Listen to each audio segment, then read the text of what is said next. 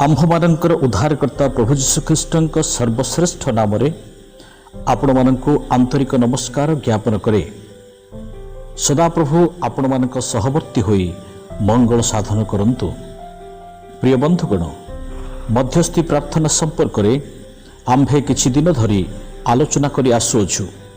आजिर पंचम तथा शेष भागरे आलोचना रे अंशग्रहण करथिबा प्रत्येकंकु मो प्रभु जीशुख्रीष्टଙ୍କ नामरे स्वागत करुअछि। आसंतु आम्भे माने पवित्र धर्मशास्त्र बाइबल रु द्वितीय वंशावली 7 अध्याय 13 एवं 14 पद पढ़ी आगकु बढ़िबा।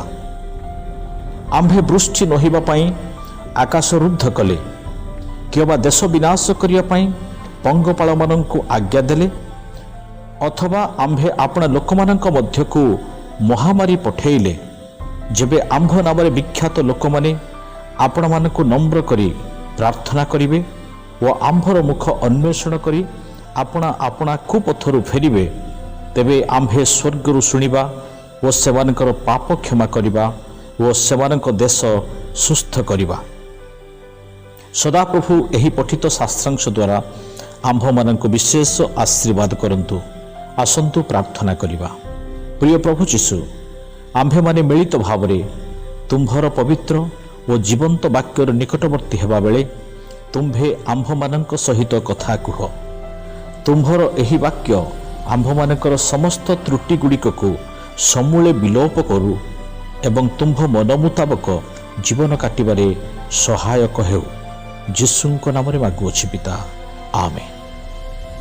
प्रिय बंधुगण, गत दिन मानकरे आम्भे माने एही वाक्यांश उपरे आलोचना करू करू केतेक ईश्वरଙ୍କ नामरे विख्यात लोक मानक मूल दायित्व कौन थिला एवं सेमाने किपरि मूल दायित्वरु निजकु अलगा करी जीवन यापन करुथिले ताहा स्पष्ट रूपे देखिअछु। जिहिजिकल 22 अध्याय 24 पद ठारू 29 पद मध्यरे 4 गोटी विशेष प्रभुଙ୍କ नामरे विख्यात गोष्ठी बा लोक मानक विषय आम्भे माने देखिबाकु पाउछु। सेमाने हेले भविष्यत वक्ता माने, जाचक माने, अधिपति अर्थात राजा माने व सर्वसाधारण देशस्थ लोक माने। आश्चर्यर कथा, एही देश सपक्ष रे ईश्वरଙ୍କ सम्मुखरे मध्यस्थी व्यक्तिर प्रार्थनाकारी जणे सुधा नाहांती। एपरि एक पुरुष आम्भे अन्वेषण कलु, मात्र जणे सुधा पाइलु नाही। देश मध्यरे लोकमानक परिस्थिति दुस्सह थिबा बेले प्रभुଙ୍କ द्वारा नियुक्ति प्राप्त लोकमानक मध्यरे कौनसी एक योग्य पुरुष न पाइबा प्रभुଙ୍କ दृष्टि रे केते बड़ दुखर घटना ताहा चिंता व भावनार बाहरे। गत आलोचना समय आम्भे माने भविष्यत वक्ता व जाचक मानकर जीवन शैली रे केवल अनैतिक, अविचार, अजितेन्द्रिय, असजड़ा विषय ही देखिअछु। आम्भ सम्मुखरे आउ दुईटी गोष्ठी अछंती, सेमाने हेले अधिपति अर्थात राजा माने व देशस्थ अवशिष्ट लोक माने। अधिपति माने परमेश्वरଙ୍କ पक्षरु लोक मानकु प्रतिपालन करिबा दायित्व नेई थांती। लोक माने जेपरि शांति, न्याय व सुशासन पाई देशरे आनंद रे वास करिवे, सेही लक्ष्य रे कार्य संपादन करिबा परिवर्ते आज आम्भे जिहिजिकल 22 अध्यायर 27 पदरे देखुअछु एक भिन्न विषय। ताहार अधिपति माने अन्याय लाभर चेष्टारे रक्तपात करुछंती व प्राणी मानकु विनाश करिया पई मृगया विदारिबाकु उत्सुक केन्दुआ गण परि तही मध्यरे अछंती। साधारणतः देशर समस्त स्थावर अस्थावर अधिकारी राजा माने अटंती। तथापि शुणिले चकित लागे जे सही समस्त विषय को निजर करिया पाए लोक मानकु हत्या करा जाउछि। जनसाधारणर विकास करिवा परिवर्ते विनाश करा जाउछि। एही प्रकार चरित्र धारण करिबा राजा माने कौन केबे ईश्वरଙ୍କ सम्मुखरे निज देश सपक्षरे ठिया होई परिबे? ना, कदापि नुहे। प्रिय बंधुगण, आम्भे माने मध्य ईश्वरଙ୍କ द्वारा मनोनीत राजकीय वंशधर होई अछु। आम्भ मानकर जीवन यात्रा रे केबे अन्याय लाभ निमंते प्राणपण करी काहा काहा को दुख देइछु कि? आम्भे कि विकास करने परिवर्ते विनाश करने निमंते निजर बल को बलपूर्वक व्यवहार करिअछु कि आज आम्भे माने जहाँ भी होइअछु केवल ईश्वर अनुग्रह बल होइअछु अन्य मानक सहित प्रेम आनंद और शांति बास करने निमंते एहीपरि करा जाइअछु। चतुर्थत 29 पदरे देशस्थ लोक माने अर्थात आम्भे माने किंबा से समय लोक मानक मध्य सुधा दरिद्र दिनहीन लोक मानकु क्लेश देउथिबा उपद्रव पुणी बलपूर्वक अपहरण करुथिबा आम्भे माने देखिबाकु पाउअछु। कहिबाकु गले समुदाय जाति समुदाय गोष्ठी समुदाय भाववादी समुदाय जाचक समुदाय राजगण अबाटरे जाई ईश्वरंक क्रोधर शिकार होइछन्ति। द्वितीय वंशावली 7:14 पद अनुसार काहारी निकटरे नम्रता देखिबाकु मिलु नाही। ईश्वरंक निकटरे प्रार्थना करिवा परिवर्ते लोकमानकर सामाजिक आध्यात्मिक और अर्थनैतिक मानदंड को अनायासरे नष्ट करि चालिछन्ति। कुपथरु फेरिबा परिवर्ते अधिक कुकर्मकारी पालटिछन्ति। ईश्वरंक वाक्य अन्वेषण करिवा परिवर्ते पापर पश्चात गमन करी निज निजको पाप सम्मुखरे ओ पापर हस्तरे बंधा पड़िछन्ति। यह कि आम्भ मानक जीवन में परमेश्वर देखा निमंते अन्वेषण करुथिले। आज मध्य परमेश्वर जड़े मध्यस्थी प्रार्थनाकारी को अन्वेषण करुछन्ति। सही दिन मानकरे पुरातन व्यवस्था अनुसार भारप्राप्त लोक मानक मध्यरे जड़े पुरुष को अन्वेषण करथिले, किंतु आजिर नूतन व्यवस्था अनुसार आम्भे माने समस्ते एही मध्यस्थी प्रार्थनाकारी भावे भारप्राप्त अटु। कारण पुरातन नियमर सही निर्दिष्ट व्यवस्था को यीशुख्रीष्ट सबुदिन पाए विच्छेद वस्त्र चिरी स्वाधीनता दी अछंती। आजिर पृथ्वी रे आम्भे माने जणे जणे भाववादी जाजक व अधिपतिर कार्य करने निमंते नियुक्ति प्राप्त अटु।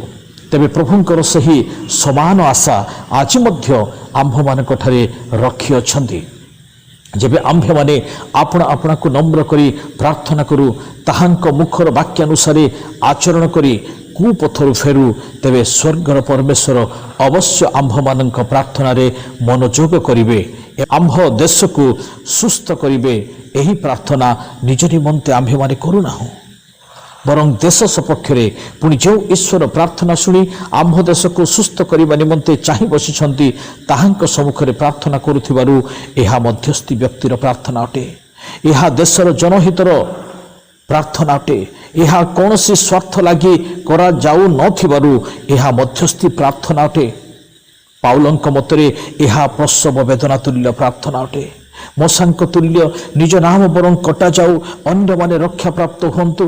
अब्राहम न्याय प्रार्थना जे प्रभु अल्प जनक सकाशु एही सदम गमरा को रक्षा करा जाई परिबो। आसु आम्भे आपना आपना को नम्र करी निस्वार्थपर भावे प्रार्थना करू। देश सपक्षरे सदा प्रभु सम्मुखरे काकुति मिनती होई प्रार्थना करू। संभवतः एही प्रार्थना प्रभु शुणिबा निमंते एवं उत्तर देवा निमंते अपेक्षा करिछन्ति। आम्भे माने समस्ते जड़े जड़े मध्यस्थी प्रार्थना ही परिबा। हाँ, तिमोथी पुस्तक अनुसार यीशुख्रीष्ट होउछन्ति आमानकर मध्यस्थ। यार अर्थ जे केवल यीशुख्रीष्ट ही पितांक निकटरे प्रार्थना करिवे ताहा नुहे। आम्भे माने यीशुख्रीष्टଙ୍କ मध्यस्थतारे पितांक निकटरे जहा किछि मागिबा अवश्य से ताहा सफल करिवे। प्रिय बंधुगण, मो निमंते एक आह्वान आसी, आम्भ मानक निमंते एक आह्वान आसी। जदि मु किंबा आम्भे माने नम्र हेबा द्वारा कुपथरु फेरिबा द्वारा प्रार्थना करिबा द्वारा ताहांकर वाक्य अनुसार आचरण करिया द्वारा जदि परमेश्वर आमानकर पाप क्षमा करी ए देश को सुस्थ करिया पई इच्छा करंती तेबे ताहा काहेकि हे पारिबो नाही। आजिर भविष्यत वक्ता, आजिर अधिपति माने, आजिर शासक वर्ग माने, आजिर जाजक माने, आजिर प्रभुंकर सेवक माने जदि आपण आपण को नम्र करिबा द्वारा जदि परमेश्वर ए देश को सुस्थ करिया निमंते चाहंती तेबे आम्भे माने काहेकि करिबा नाही। अब्राहम को भली प्रार्थना करिबा द्वारा, मोशांक भली निस्वार्थपर प्रार्थना करिबा द्वारा, पाउलंक परि निस्वार्थपर प्रार्थना करिबा द्वारा, एलियंक परि निस्वार्थ प्रार्थना करिबा द्वारा जदि परमेश्वर लोक मान रक्षा करि पारंती ताहले आसु आंभ मानकर प्रार्थना को सही प्रकार भाव में आमने सजाओ। आजिर भाववादी, आजिर जाजक, आजिर सेवक, आजिर प्रशासक माने अपना अपना को परीक्षा करने बेल आसी अच्छे।